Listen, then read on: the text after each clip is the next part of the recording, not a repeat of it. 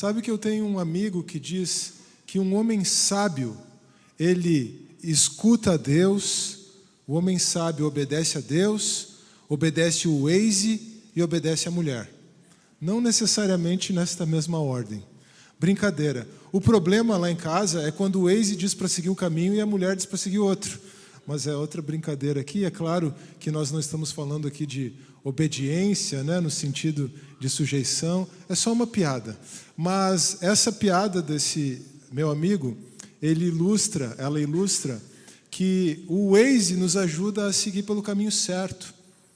Às vezes o Waze nos coloca numas furadas, né? Quem já pegou uma estrada de terra que não gostaria, ou que passou no meio de uma vila perigosa, alguma coisa assim, né? O Waze não acerta sempre, mas normalmente é sábio seguir o Waze, assim como é sábio o marido dar ouvidos aos conselhos da mulher, para a gente tornar mais bíblica essa piada do meu amigo, assim como é muito sábio e é necessário que nós obedeçamos a Deus e sigamos no seu caminho. Na quinta-feira agora, essa última quinta-feira, nós iniciamos uma nova série nos cultos de quinta, chamada O Caminho da Sabedoria. 10 lições para transformar a sua vida.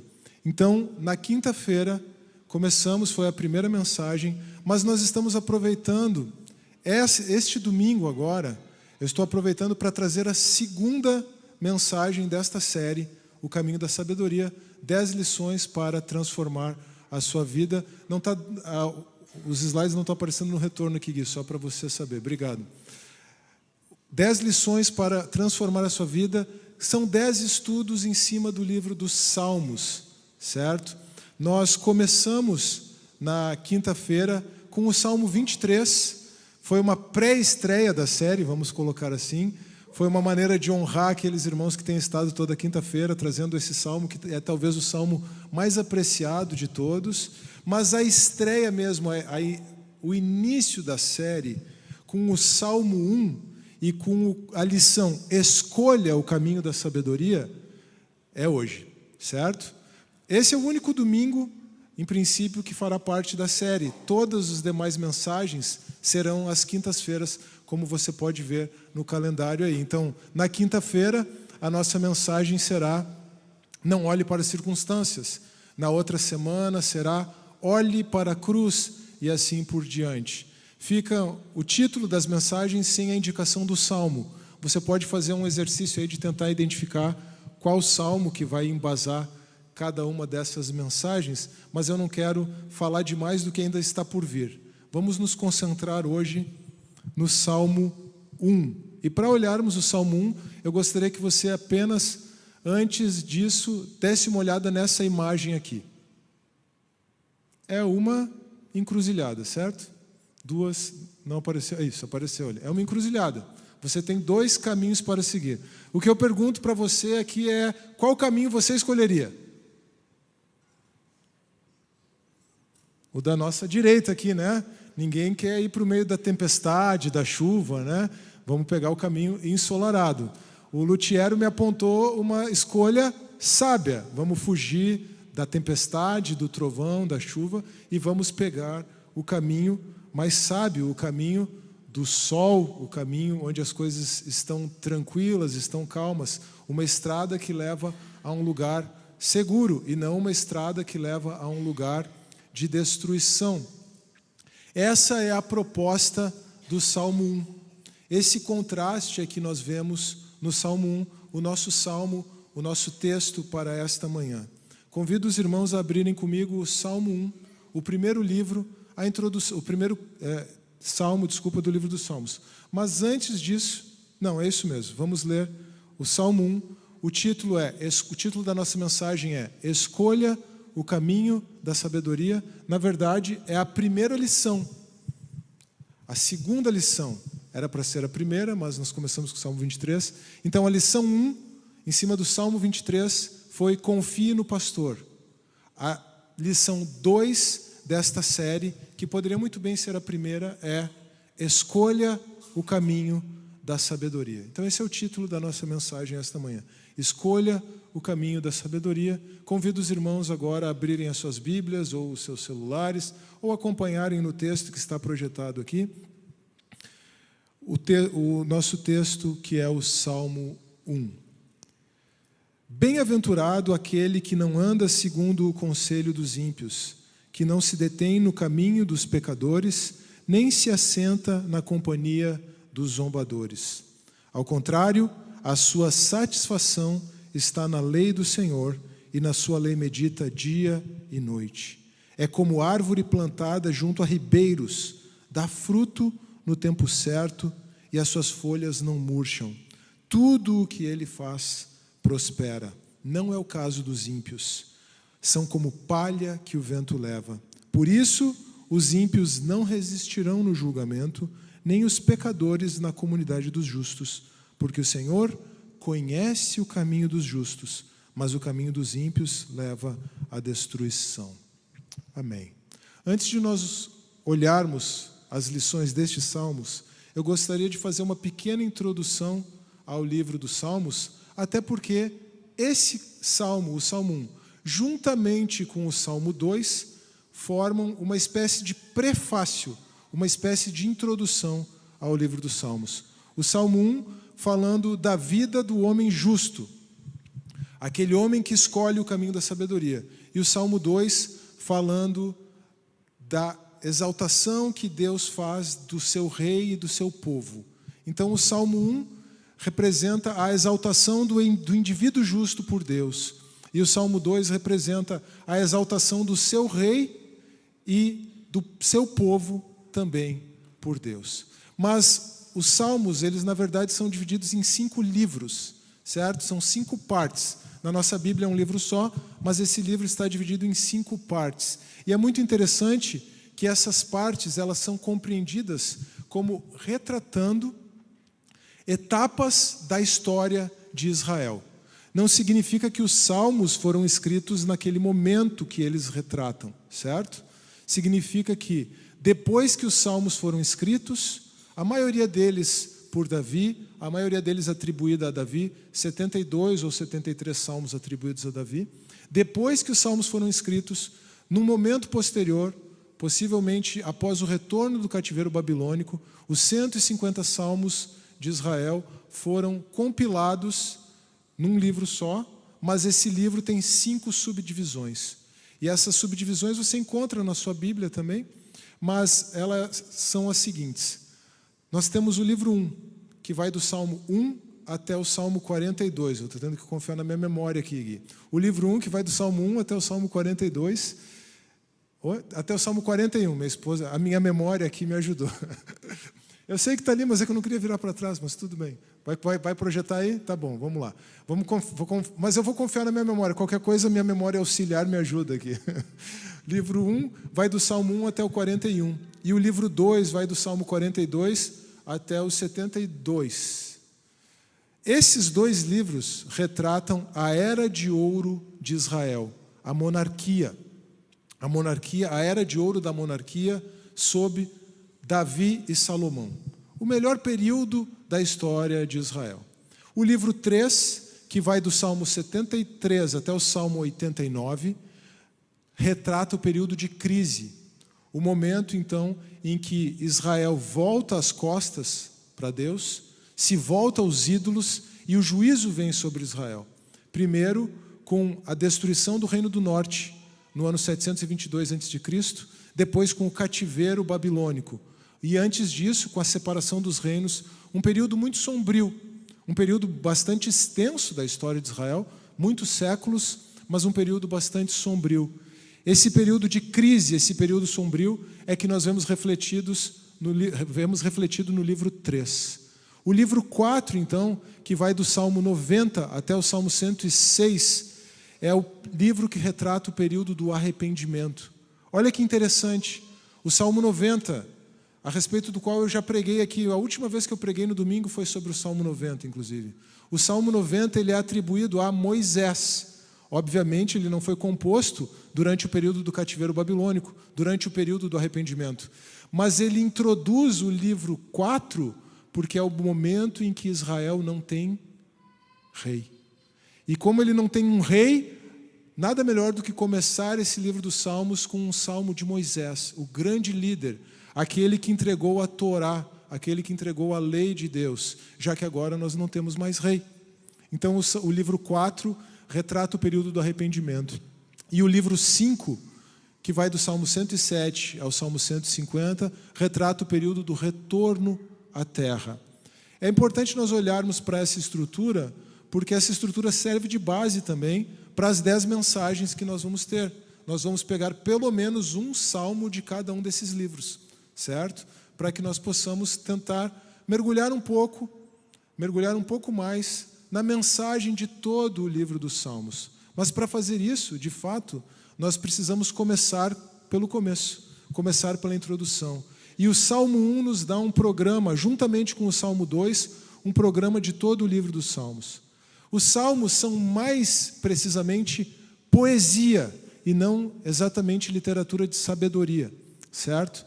Os Salmos, então, são a grande demonstração, o grande exemplar da poesia hebraica.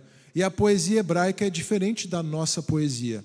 Mas a poesia hebraica também tem muita sabedoria. E existem muitos salmos de sabedoria. Os livros de sabedoria, os livros sapienciais, são mais propriamente Provérbios, Eclesiastes, Cantares e Jó, certo? Mas Jó, por exemplo, também é um poema.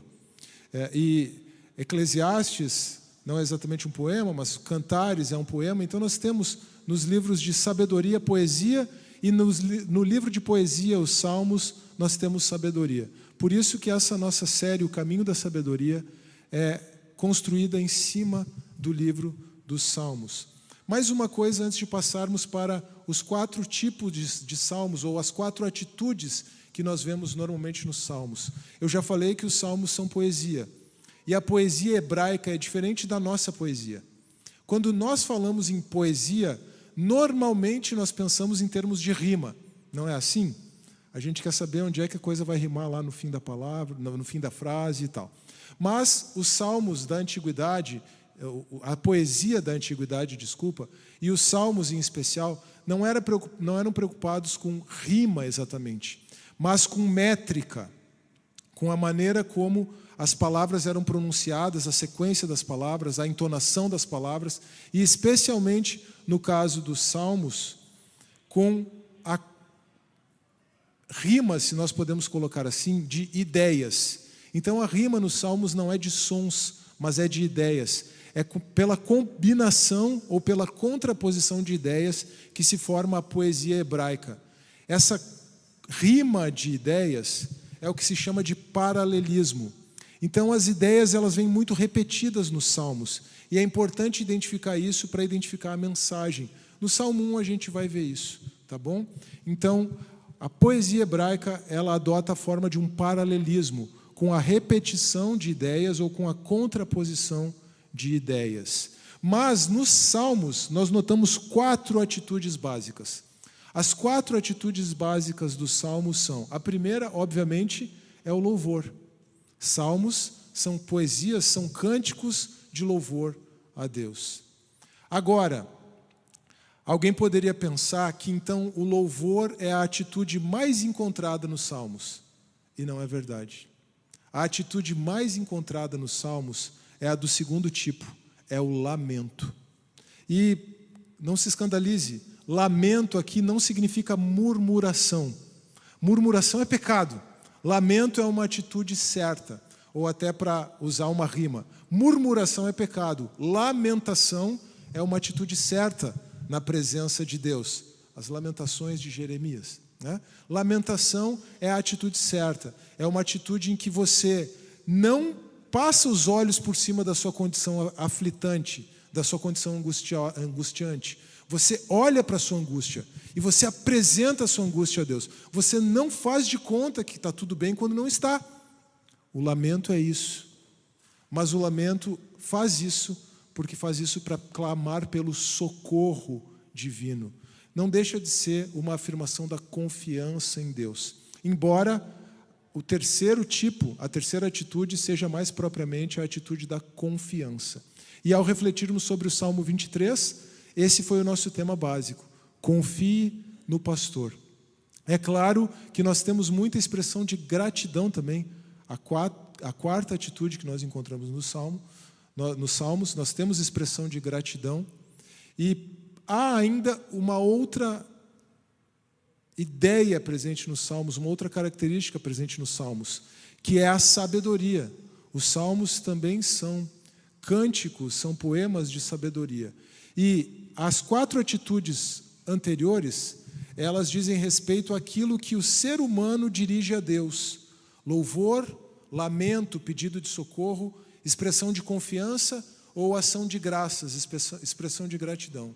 Mas em alguns momentos nos Salmos nós vemos palavras de Deus dirigidas a nós. Os Salmos são diferentes dos livros proféticos. Nos livros proféticos, o que predomina são as palavras de Deus por meio do profeta dirigidas ao ser humano. Nos Salmos são as palavras do ser humano a Deus: louvor, gratidão, confiança, pedido de socorro, lamento. Então, nos Salmos é o contrário o movimento, percebe? Os Salmos são diferentes da lei. A lei são as palavras de Deus para os seres humanos. Os livros dos profetas são as palavras de Deus por meio dos profetas para os seres humanos. Os Salmos são as palavras dos seres humanos a Deus. Mas, às vezes, nós notamos no livro dos Salmos as palavras de Deus para nós. E o Salmo 1 pode ser compreendido exatamente como um salmo no qual nós ouvimos a voz de Deus. O Salmo 1 pode ser compreendido exatamente como um salmo no qual nós ouvimos a voz de Deus. A voz de Deus nos encorajando a escolher o caminho da sabedoria. Então, a nossa segunda lição, a nossa lição 2, que poderia muito bem ser a primeira, é: escolha o caminho da sabedoria. E aqui no Salmo 1, então, nós vemos, primeiro, o que a pessoa sábia não faz. Segundo, o que a pessoa sábia faz. E, em terceiro lugar, aonde as nossas escolhas nos levam.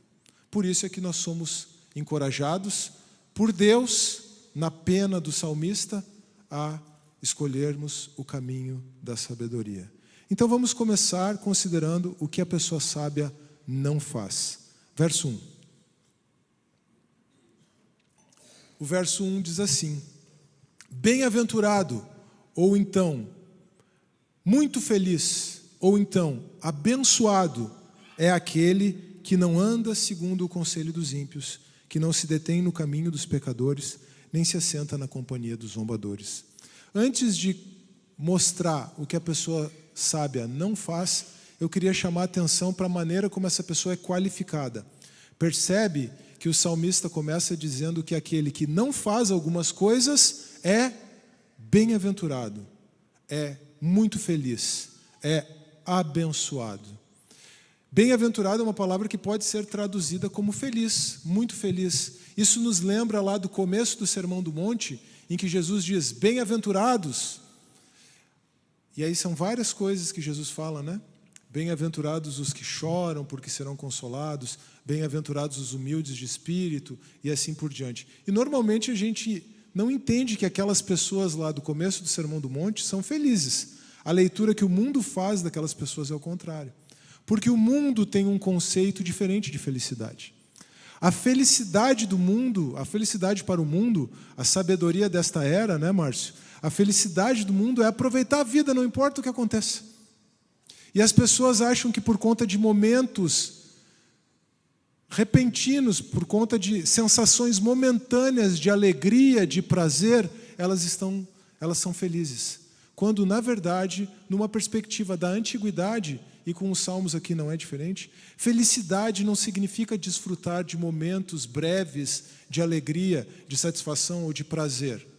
Embora a felicidade não exclua nada disso, certo? Desde que sejam os prazeres corretos. A felicidade não exclui nada disso. Mas a verdadeira felicidade é desenvolver totalmente as nossas virtudes. A verdadeira felicidade, a pessoa verdadeiramente feliz, é a pessoa que desenvolve completamente todo o seu potencial como ser humano. A pessoa verdadeiramente feliz é aquela que se torna aquilo que ela foi criada para ser. Isto é felicidade numa perspectiva tradicional, numa perspectiva clássica. A própria palavra passou por transformações no seu sentido, certo? Para que você possa se desenvolver plenamente como um ser humano, para que você possa se desenvolver plenamente como um discípulo de Jesus, como um seguidor de Jesus, então sim, tem coisas que você não deve fazer. O que a pessoa sábia não faz? Ela não anda segundo o conselho dos ímpios, ela não se detém no caminho dos pecadores e ela não se assenta na companhia dos zombadores. Perceberam o paralelismo aqui que eu mencionei antes? Percebe que está falando 3 vezes a mesma coisa? Para deixar bem claro que você deve se afastar disso. É claro que além de estar falando 3 vezes a mesma coisa, nós podemos notar também uma certa progressão aqui. O paralelismo também pressupõe isso. O paralelismo da poesia hebraica, ele pressupõe não apenas simplesmente reafirmar a mesma coisa. Às vezes é só isso, tá? Às vezes é só um sinônimo, às vezes é só falar 2 vezes a mesma coisa. Mas o paralelismo da poesia hebraica também pressupõe, em alguns momentos, uma progressão. E alguns gostam de ver uma progressão nessas coisas que a pessoa justa não faz, nessas coisas que a pessoa sábia não faz, porque, ao contrário, o caminho da destruição, o contrário do caminho da sabedoria, pode ser ilustrado a partir dessa progressão. Então, veja, primeiro a pessoa começa a andar segundo o conselho dos ímpios. Ela começa a dar ouvidos às pessoas do mundo. Ela começa a dar ouvidos àqueles que não seguem o Senhor. E ela começa a andar, certo? Ela vai ouvindo e vai andando. Daqui a pouco ela para. Ela se detém no caminho dos pecadores. E ela começa a olhar e começa a considerar aquilo. E começa a cogitar se aquilo não é o melhor para ela. Porque ela começou andando, dando ouvidos aos conselhos dos ímpios. Ela estava andando e agora ela para. E aí ela para, considera, e a terceira atitude, então, é se assentar. Aí ela se assentou com os zombadores, ou se assentou com os escarnecedores, e aí as coisas começam a ir de mal a pior. Vejam, andar, deter-se, assentar-se. A pergunta que nós podemos fazer para nós mesmos neste momento é: com quem ou onde nós estamos andando? Por onde nós temos ido? Seja fisicamente, seja com os nossos pés, seja indo presencialmente a determinados lugares, seja por onde temos andado na internet, onde temos navegado com o nosso celular, por Instagram, YouTube, TikTok, o que quer que seja. Por onde temos andado? Com quem nós temos nos assentado? E aqui também não precisa ser necessariamente de forma literal. A quem temos dado ouvidos? Quem são os nossos amigos? A pessoa sábia não anda com aqueles que não são sábios. A pessoa sábia não ouve o conselho daqueles que não são sábios. A pessoa sábia não considera e não admira o caminho daqueles que não são sábios. Mas vejam, tudo isso é negativo, certo? Não. Bem-aventurado um homem que não. Gente, se a vida de sabedoria fosse só de não, ela seria muito chata de viver. Ela não seria a vida da sabedoria. A vida com Deus não é uma vida de não e não, certo? Eu, se fosse começar, estou querendo ser mais sábio que o salmista, eu, se fosse começar, talvez começasse enfatizando o que essa vida é. Mas o salmista começou dizendo o que ela não é. Então eu vou seguir o roteiro do Salmo. Mas é muito importante que nós entendamos que a vida com Deus, ela não é formada a partir daquilo que nós não podemos fazer. A nossa ênfase não pode estar naquilo que nós não podemos fazer. Embora tenha muitas coisas que nós temos que deixar de lado. Tenha muitas coisas que nós precisamos abandonar. Mas se você olhar para a sua caminhada com Deus, só a partir daquilo que você não pode fazer, a sua vida não será sábia. E a sua vida não será feliz. A sua vida será de infelicidade e de insensatez. É por isso que, logo em seguida, logo no verso 2, nós temos agora um paralelismo de contraposição, um paralelismo antitético. Agora a ideia é contraposta, percebe? Você não deve fazer isso, não deve fazer aquilo, não deve fazer aquilo outro, mas antes o prazer da pessoa sábia está na Torá de Yahvé. Fui inspirado pelo nosso primeiro cântico aqui. A satisfação da pessoa sábia está na lei do Senhor, e na sua lei medita de dia e de noite. Então veja, não é simplesmente o que nós não podemos fazer. Vou dizer de novo, se a gente ficasse aqui só pensando no que nós não devemos fazer porque seguimos Jesus, a nossa vida seria miserável, seria infeliz, não seria nada sábia. Agora, quando nós trocamos, tiramos, deixamos de lado o não para colocarmos o sim, para colocarmos aquilo que deve de fato ocupar a nossa mente e o nosso coração, aí a nossa vida ganha uma outra cor, ganha um outro contorno, ganha um novo colorido. E o que é que nós devemos colocar no lugar daquilo que devemos evitar? De acordo com as palavras do salmista, a lei do Senhor. Ter prazer na lei do Senhor. Vejam, para o salmista, a palavra de Deus, ela é resumida na Torá. Agora vejam que interessante, a Torá, o Pentateuco, os 5 primeiros livros da Bíblia, a lei de Moisés, são os 5 primeiros livros da Bíblia, desculpa, Gênesis, Êxodo, Levítico, Números e Deuteronômio. Quando nós encontramos lei do Senhor, no Antigo Testamento, é a esses 5 livros que se faz alusão. Mas a palavra de Deus não se limita a isso. Vejam que interessante. Nós temos então 5 livros de Moisés. Perceberam quantos livros nós temos nos Salmos? 5 livros. É uma maneira de dizer que os Salmos são um desdobramento da lei. E é por isso que os Salmos começam com o Salmo 1. Nós temos os 5 livros de Moisés, podemos dizer que temos os 5 livros de Davi, embora Davi não seja o autor de todos os Salmos. Mas como forma de entender que a palavra de Deus foi complementada aqui, com esses cânticos de louvor, com essa poesia, com essas palavras de sabedoria. A maneira que a pessoa que busca obedecer a Deus deve viver, ela é encontrada também nos Salmos. Isso nos lembra, irmãos, que a palavra de Deus não se limita, é claro, à lei, à Torá, ao Pentateuco, aos 5 primeiros livros. Nós temos todo o Antigo Testamento, mas mais do que isso, nós temos também o Novo Testamento. Nós temos toda a palavra de Deus. E a palavra de Deus, a palavra que se fez carne é Cristo. Então, quando o salmista diz que o nosso prazer está na lei do Senhor, nós podemos entender que o nosso prazer precisa estar na palavra de Deus, e nós podemos ir ainda um pouquinho mais adiante e entender que o nosso prazer precisa estar em Cristo Jesus. Ou seja, o salmista está falando, acima de tudo, de um relacionamento com Cristo. Essa deve ser a nossa prioridade. Isso deve ser aquilo que toma o nosso coração.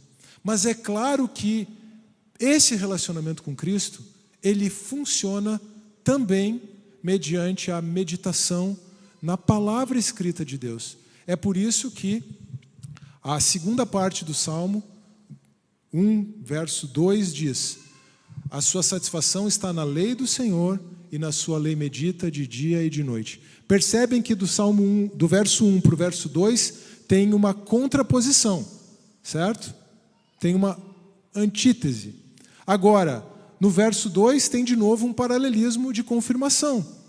O seu prazer está na lei do Senhor, e na lei do Senhor ele medita de dia e de noite. Então, nós podemos entender o prazer na lei do Senhor como um relacionamento vivo e verdadeiro com Cristo. E meditar na lei do Senhor como esse relacionamento que nós temos com Cristo por meio da palavra de Deus. Certo? E aí nós podemos perguntar para nós mesmos: como está a nossa leitura das Escrituras? Vejam, irmãos, eu não quero trazer isso como nenhum peso para vocês. Não é mais o não ou o que você deve fazer. É um encorajamento. Um encorajamento para que a sua satisfação esteja em Cristo e na sua palavra. É um encorajamento para que você medite de dia e de noite na palavra de Deus. E eu quero até trazer um encorajamento na forma de um esclarecimento. Meditar de dia e de noite na palavra de Deus não significa necessariamente ler a Bíblia, certo? É claro que você vai ler muito a Bíblia, mas você não vai necessariamente estar lendo a Bíblia o tempo todo para estar meditando na palavra de Deus o tempo todo. Porque se aquilo que você já sabe das Escrituras está no seu coração, você vai trazer aquilo constantemente à memória, você vai se lembrar daquilo, você vai pensar como aquela situação da sua vida se contrasta, ou o que a palavra de Deus diz para cada situação da sua vida, e você vai estar constantemente meditando nisso. Você vai estar constantemente agradecido a Deus pelo dom da vida eterna que nós temos em Cristo Jesus. Mas leitura bíblica aqui é importante, certo? A leitura bíblica também é importante. Muitos irmãos são encorajados a ler a Bíblia inteira em um ano. Quem aqui já fez um plano de leitura bíblica de um ano? Quem aqui está fazendo um plano de leitura bíblica de um ano? Não é que se você não ler a Bíblia toda num ano, você não está meditando na palavra de Deus, não é isso. Mas ler a Bíblia inteira em um ano, pelo menos uma vez, é algo importante. É algo que faz parte da nossa caminhada para conhecermos as Escrituras. Mas eu não estou falando aqui de leitura bíblica em um ano. O meu filho está lendo a Bíblia, nosso filho está lendo a Bíblia toda 2 vezes num período de 10 meses. Ele está lá num período de formação, lá no Palavra da Vida, e aí eles têm que ler a Bíblia inteira nesse período. Ele está lendo a Bíblia 2 vezes. Ele está tendo que ler 15 capítulos por dia.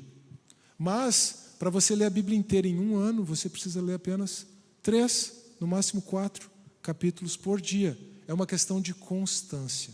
Ainda assim, eu não estou dizendo que você é obrigado a fazer isso. Eu confesso, faz alguns anos já que eu não faço um plano de leitura bíblica anual.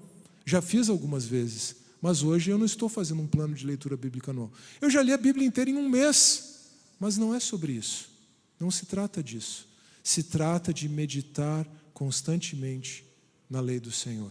Eu não estou transformando aqui a leitura bíblica num legalismo do tipo daquilo que você não pode fazer, agora é aquilo que você tem que fazer. Não, o que a palavra de Deus nos diz é que o nosso prazer, a nossa satisfação, a nossa meditação constante precisa estar no Senhor e na sua palavra. E agora, com isso, eu gostaria de reforçar aqui, de fazer 2 convites. O primeiro é para que vocês que estão aqui no domingo estejam junto conosco às quintas-feiras, em que nós vamos continuar nessa meditação na palavra de Deus, em cima dos Salmos. E se você não consegue ler 3 capítulos por dia, tudo bem, eu entendo. Se você não consegue ler 1 capítulo por dia, eu vou pedir para você, leia 1 capítulo por semana, certo? Leia o Salmo 2, todos os dias, que é o nosso próximo Salmo, e venha aqui na quinta-feira. Talvez muitas pessoas aqui estejam com a sua leitura bíblica parada. Então leia o Salmo 2 essa semana e venha estar conosco na quinta-feira. Se você quiser um desafio adicional, você quiser ler 2 capítulos da Bíblia na semana, em vez de um só, você pode ler 1 Coríntios capítulo 3. E o outro convite que eu tenho a fazer para você é estar conosco na classe bíblica. Vamos chamar agora até mesmo de escola bíblica, para ficar bem tradicional. É estar conosco na escola bíblica às 9 da manhã. Você só precisa chegar 1 hora mais cedo no culto.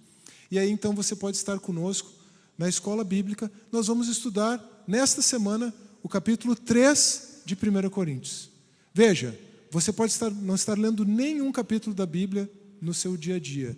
Eu estou sugerindo que você leia 1 capítulo, quem sabe 2, durante a semana. E não tem problema que você leia um capítulo no dia e no outro dia você volte àquele capítulo. Na verdade, é isso que eu tenho feito, irmãos. É isso que eu tenho feito.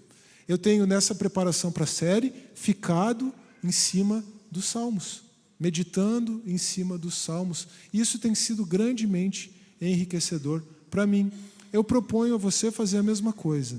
E se você está envolvido no serviço da igreja e tem dificuldade de estar sempre às 9 horas lá, não tem problema, porque a gente tem muitos irmãos que estão nessa condição. A Estela, quando serve no Kids, sai às 9h30. Hoje mesmo o Cleito saiu para servir na recepção aqui. O Felipe saiu para servir ali na mídia. Então não tem problema, irmãos, porque você pode estar conosco estudando 1 capítulo da Bíblia por semana.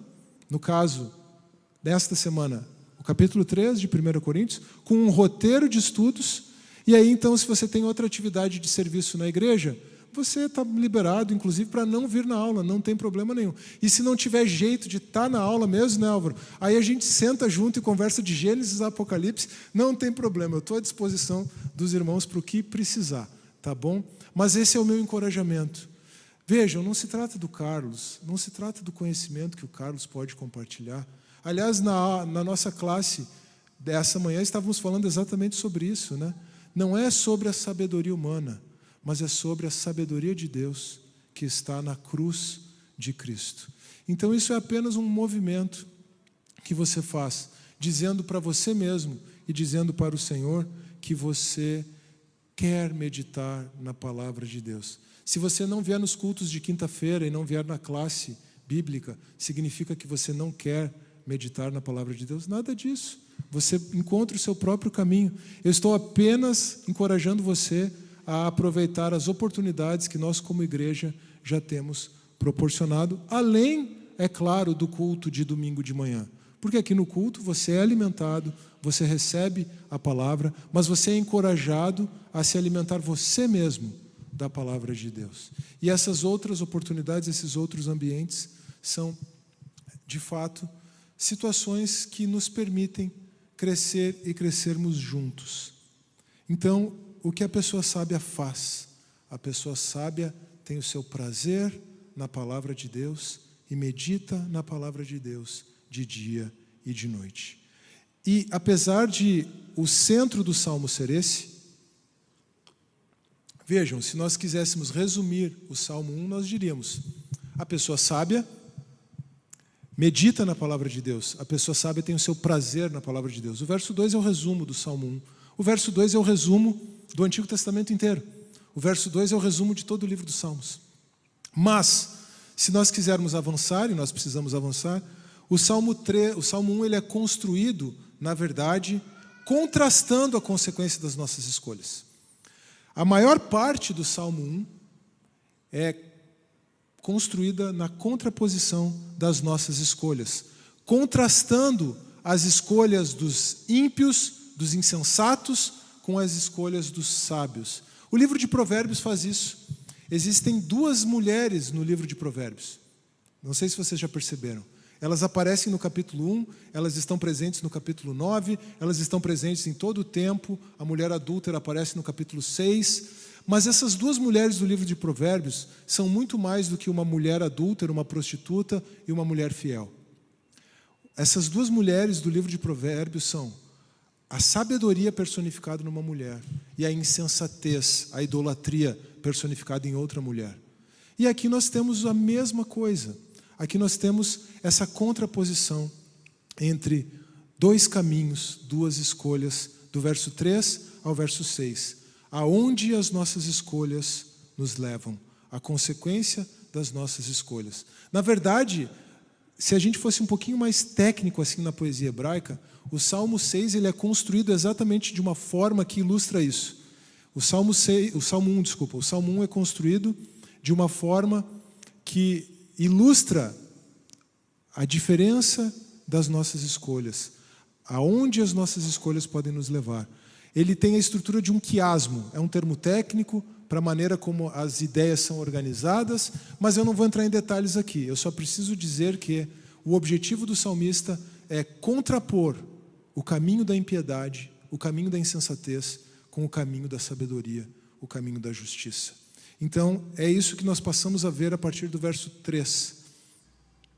O homem sábio, a pessoa que tem o seu prazer na lei do Senhor, na palavra de Deus, verso 3, é como árvore plantada junto a ribeiros, dá fruto no tempo certo, e as suas folhas não murcham. Tudo o que ele faz prospera. Não é o caso dos ímpios. Volta aos ímpios lá do capítulo 1. São como palha que o vento leva. Por isso, os ímpios não resistirão no julgamento, nem os pecadores na comunidade dos justos. Porque o Senhor conhece o caminho dos justos, mas o caminho dos ímpios leva à destruição. Nós podemos olhar de novo, pensar de novo naquela encruzilhada. Um caminho que leva à prosperidade e um caminho que leva à ruína.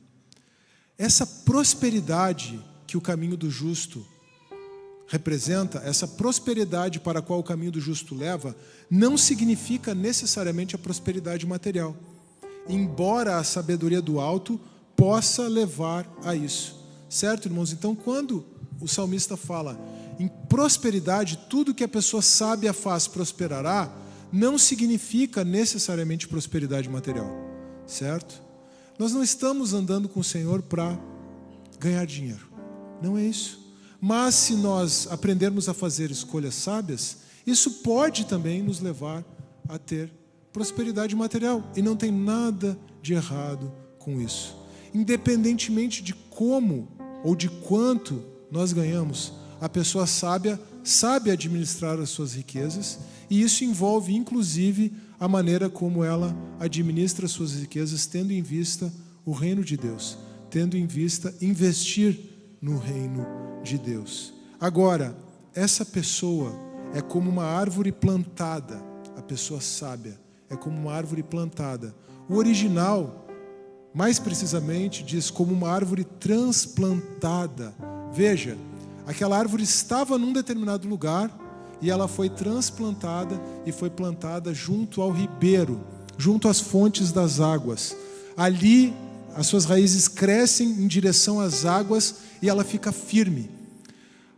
Estar na beira do rio, para a árvore, significa ter profundidade de raízes, o nosso aprofundamento na palavra de Deus.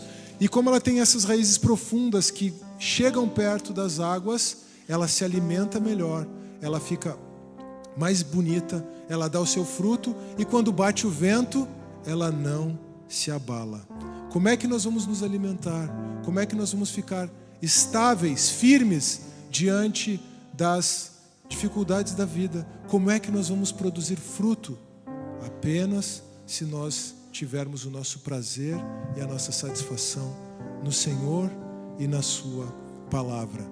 Essa árvore agora plantada ou transplantada, como aqueles que foram tirados do império das trevas e transportados para o reino do Filho do seu amor, Colossenses 1,13. Essa árvore vê os seus frutos, ela dá frutos e ela se alegra. Sabe, hoje, pregando aqui essa manhã, e eu já mencionei o meu filho, é inevitável pensar nos frutos e não pensar nos filhos, naquilo que nós deixamos. E foi muito significativo que foi o primeiro domingo em que a Nina veio cantar aqui. Como a gente se alegra, né, Márcio? Vendo os nossos filhos, o fruto do nosso ventre, do ventre das nossas esposas, né? Como a gente se alegra vendo o fruto do nosso casamento, a nossa vida, comunicando vida para os demais, servindo ao Senhor. Isso é muito mais valioso, pensando que nessa manhã nós apresentamos o Miguel também na presença de Deus. Isso é muito mais valioso do que qualquer bem material, do que qualquer reconhecimento que nós possamos receber. Isso é o justo. O justo, ele é reconhecido como alguém que serve o Senhor, mas ele dá frutos, e esses frutos são vistos na sua posteridade, são vistos na sua família, são vistos nos seus filhos também. Agora, se o justo é como a árvore plantada, o ímpio, o injusto, a pessoa insensata é como a palha que é levada para todo lado por qualquer vento de doutrina, a palha que segue o curso desse mundo, segue a moda desse mundo, segue inclusive as últimas tendências, segue as trends do TikTok, do Instagram, até mesmo no meio evangélico. Vamos ver do que os crentes estão falando aí. Isso é palha, irmãos, tá? Isso é palha.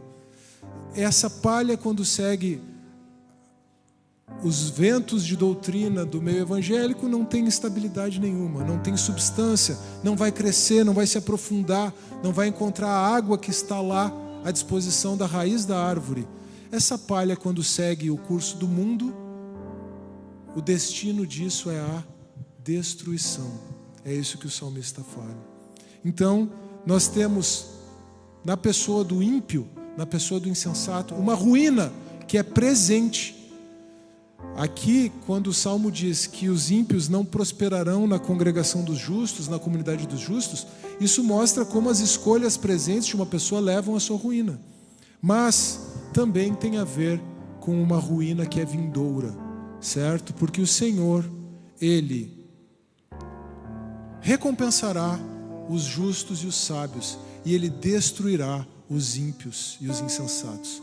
O Senhor recompensará os justos e os insensatos, e Ele destruirá o Senhor recompensará os justos e sábios, e Ele destruirá os ímpios e os insensatos. É por isso que eu convido você a não perder o casamento, o que é uma das nossas mensagens. Não perca o casamento. Mas é exatamente por isso, porque o Senhor destruirá o ímpio e o insensato, e se alegrará no justo, recompensará o justo, que nós precisamos buscar o caminho da sabedoria.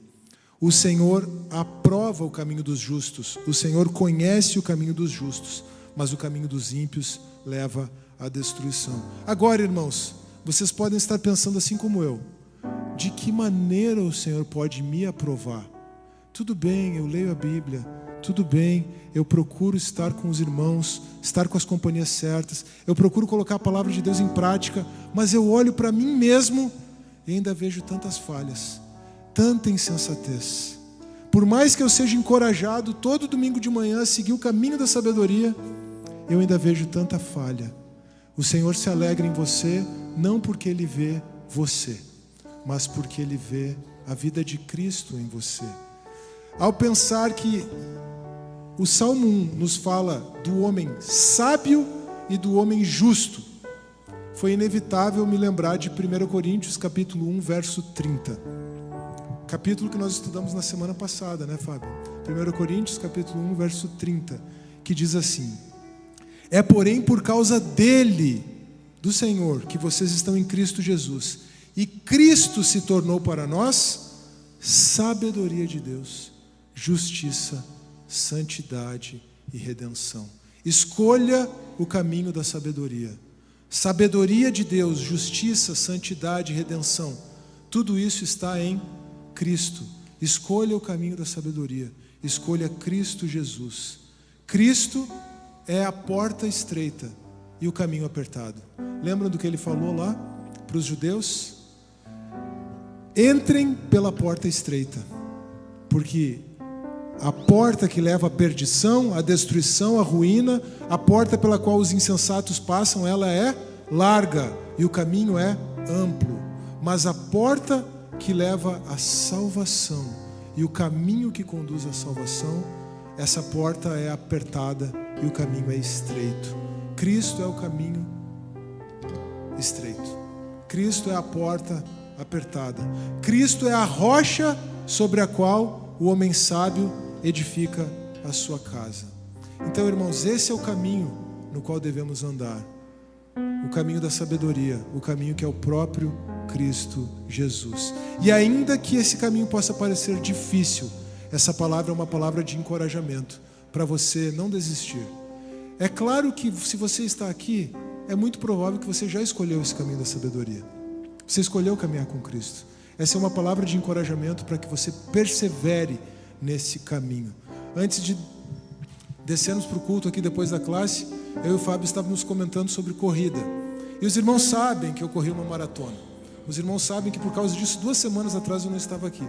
Mas sabe, irmãos, a maratona é uma experiência muito peculiar. Depois do quilômetro 34, os primeiros 21 quilômetros foi uma beleza. Eu corri junto com o Gui, foi só alegria, né, Gui? Mas depois do quilômetro 34, eu fiquei totalmente travado. Eu nunca senti tanta dor na minha vida, certo? E eu pensei que eu não ia conseguir, mas eu continuei correndo.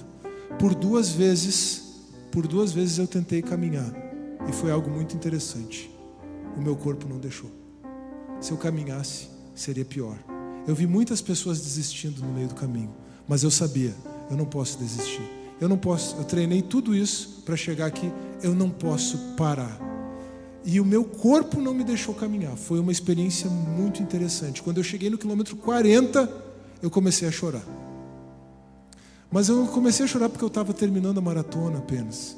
eu comecei a chorar porque eu me dei conta que assim como o meu corpo não me deixou parar a corrida, o Senhor não nos abandona no caminho. Então, siga o caminho da sabedoria, porque o próprio Senhor, o autor da sabedoria, aquele que é a própria sabedoria e justiça, estará com você por todo esse caminho. Nesta manhã, nós consideramos o Salmo 1. Nós vimos que a lição desse salmo para nós, a segunda lição dessa nossa série é: escolha o caminho da sabedoria. Nós vimos o que a pessoa sábia não faz, mas nós vimos o que a pessoa sábia faz. E nós consideramos ainda aonde as nossas escolhas nos levam. Quais têm sido as suas escolhas? Com quem você tem caminhado? Você tem se alegrado no Senhor e na sua palavra? Escolha o Senhor e a sua palavra e você prosperará. Vamos nos colocar de pé, vamos louvar o Senhor. Amém, Senhor. O nosso prazer está em te louvar. O nosso prazer está em viver na tua presença. Queremos que o nosso prazer esteja na tua palavra. Queremos, Deus, ser ensinados por ti, conduzidos pelo teu Espírito a meditar na tua palavra de dia e de noite.